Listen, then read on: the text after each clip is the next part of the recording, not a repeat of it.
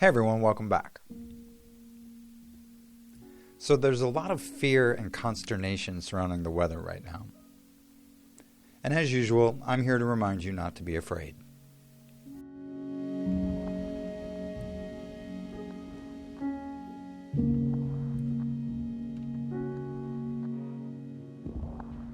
Remember, we're a fractal of all that is, which includes nature and the weather. And because we're fractals, we're not a mere piece of the weather, we're all of the weather. That's what a fractal is. It's not a drop in the ocean, but an ocean in a drop, which means we are a universe unto ourselves.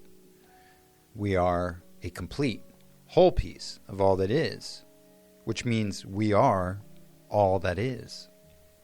This also means we're not separate from anything, including nature and the weather. And one day we can go into how we were separated from our awareness of this, but for today I'm offering a crash course or a recalibration for some, maybe a reminder for others, and for others still a clarion call to action surrounding the weather. Starting with the elementals, if you're an elemental, you've probably been anchoring frequencies and having conversations for some time now with these storms that have been brewing. And so this message is here to help amplify your work and to unify the elementals in my audience. I see you and I know you're there. To do what you know how to do, and to know that you're no longer alone, that you have my support. And your name is being called perhaps for the first time in a long time. You may have even forgotten the sound of your own name being called, but it is now being called. And your gifts are being requested at the front of this spiritual war. So if you're an elemental, it's time to step up. It's time to let Milton know that it's not his fault he's been dragged into all this, and that he can still choose to do no harm. It's basically what I've been doing. Now, if you're someone who's been connecting the dots on your own, and you've noticed how the weather seems to respond to your internal state of being and your wishes, whether they're declared from a place of fear or a place of love, and you've seen the weather veer off course to spare your home and the homes of those you care about, I'm here to affirm that yes, it was you, and it was your request that steered the storm. And that yes, being the custodians of nature and the weather does indeed fall under our purview as humans. The Lord God took man and put him in the Garden of Eden to work it and take care of it. Genesis 2:15. Having said this, when we think of the word fractal, we can understand it more inherently when we consider that everything in the universe, while seemingly diverse and separate, is actually part of a singular, unified whole.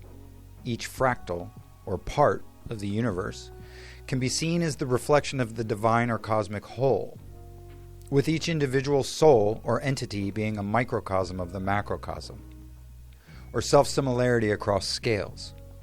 Just as a fractal pattern looks similar at any magnification, spiritual fractals represent how the divine pattern, or essence, repeats itself from the smallest particles to the vastness of the cosmos.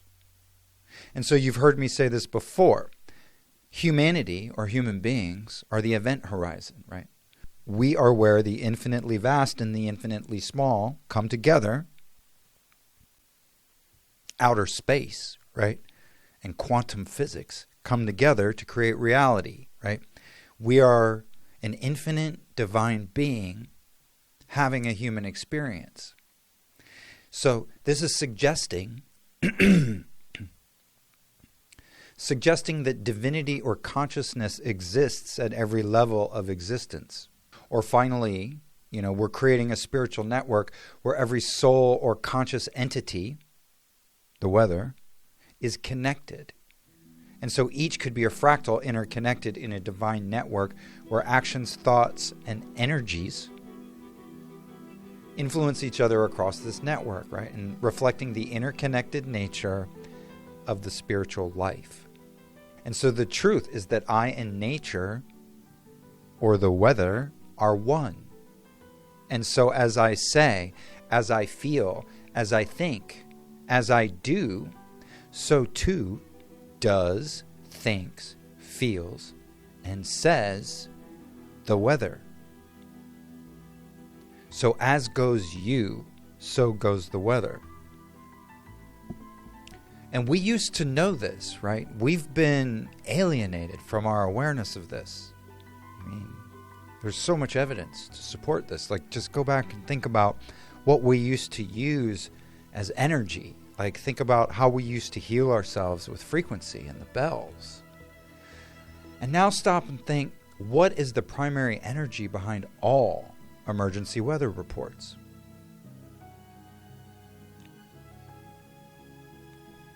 I think we know that energy is fear. And I think we all now know that fear has been used for centuries to corral us into compromising ourselves whenever the weather seems to be beyond our control. And I don't need to drill down on this. We all know fear's been used, and the weather's no different. In fact, it's one of the dark's most tried and true methods for scaring the shit out of us, and it has been for a long time. What else are we learning en masse right now? We're learning that the weather is being controlled by us, right? And so this is the disclosure right now. We are manipulating the weather. And for some, this is a breakthrough. Wait, we can control the weather? And that's actually the nature of my video, right? We can control the weather. And so what's the key takeaway? We control the weather. And so having said this, to those James Bond villains who've been using this control to harm us, they let the cat out of the bag. Yes, we can control the weather. And the Frankenstein monster known as Harp that they use to control us is a classic abomination that's created whenever evil forces try to replicate our pure, natural human powers. Think Pet Semitary, or Mary Shelley's Frankenstein, or pharmaceutical drugs, impersonating natural cures. Or that hug Voldermort gives Draco in the Deathly Hallows. Ah, well done, Draco. Well done. These are all symbolic representations of what happens when evil tries to artificially harness the power of what's natural. Just like a Frankenstein monster that wants to connect to the human inside it, right? That wants to become human. These Frankenstorms being created by the dark are just waiting to be guided into a more wholesome human direction. They're part of us. And they know they've been conjured for no good, right? But they've been conjured by people nonetheless, and therefore they must respond. They must do what these people tell them to do. Because nature is ours to command. But these Frankenstorms are wishing to be led in a better direction, and so it's our job to do so. And it's actually kind of a joke in my family that whenever the news goes ballistic over a storm, I ignore it. And my parents' warnings, and nothing bad ever happens to me.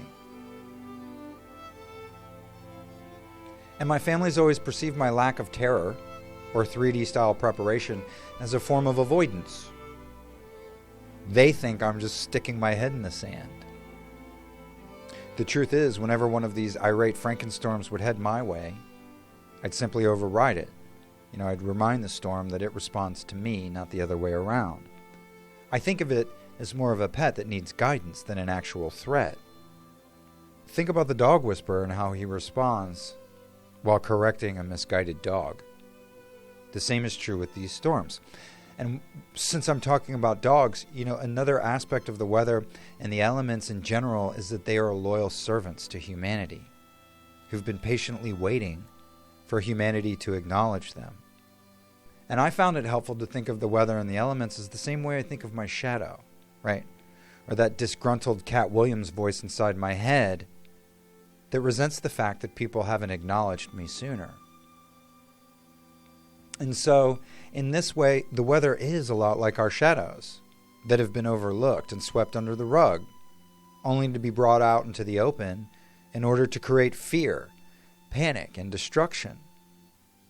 That Frankenstein monster is also a symbolic representation of our shadows. And these storms, again, are an actual manifestation of our shadows. And so the weather, like our shadows, is being told over and over that it is bad, harmful, and monstrous. And so it's up to us, humanity, to remind the elements and the weather that they are part of us, and that we are love, and we are peace, not panic, not destruction, and not harm. And so if I and the weather are one, when I decide that I will do no harm to others, the weather must do as I do. If I and the weather are one, and I decide that I shall do no harm to myself, then the weather cannot harm me.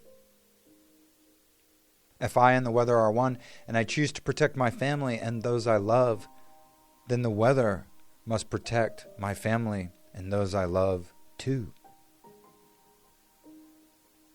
But we have to embody this. Michael Jaco talks about it a lot. He says, get in the love vibration and then make your wishes known. And I think this is a very good simplification and a good start for the generalist or the tenderfoot. But acknowledging how the elements have been overlooked and driven into a state of self-loathing, even having compassion for how inverted the controllers have cast them, like our shadows have been cast. Imagine what must be done to break the loyalty and trust and desire to please of a healthy dog before it turns into the resentful, hypervigilant shadow version of itself. The same is true for humanity, and the same is also true for the elements. And so truly compassion is what the elements need to be seen and understood by their human guides, and then to be led, to be told what to do next, to be the faithful master to your loyal servant. This is what every faithful companion seeks most. Straightforward, clear, honest guidance, and a clearly stated request. Because truly the weather and the elements are waiting to answer our requests. And so when communing, be clear. Know you're the leader and the weather is happy to follow. So see this storm Milton threatening to do harm as your own guard dog that's been misguided somehow and simply needs new information to get back on course. I've personally been suggesting that Milton do this. And if he's seeking a new course, maybe head back in the direction from whence he came and rain down on those that made him, not those whom Milton has been summoned to harm. Remember, I and the weather are one, and since I do no harm to myself, the weather cannot harm me. I and the weather are one, and since I protect those I love, the weather must protect them too.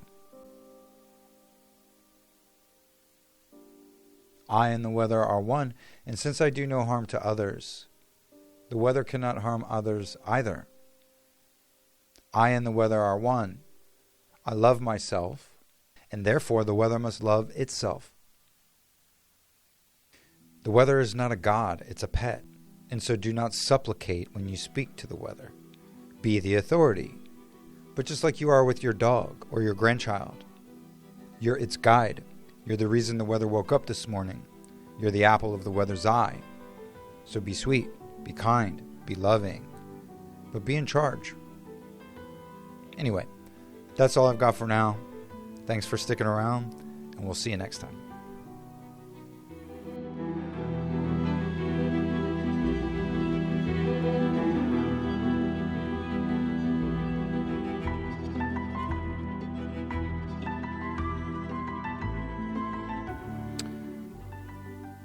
I do think, that more and more the dark is aware, that those of us who do have an elemental nature have some influence over these storms. And I do think that one of the reasons why storms get rolled out in the middle of the night, like if a storm's rolling through and you're an elemental, don't sleep on it.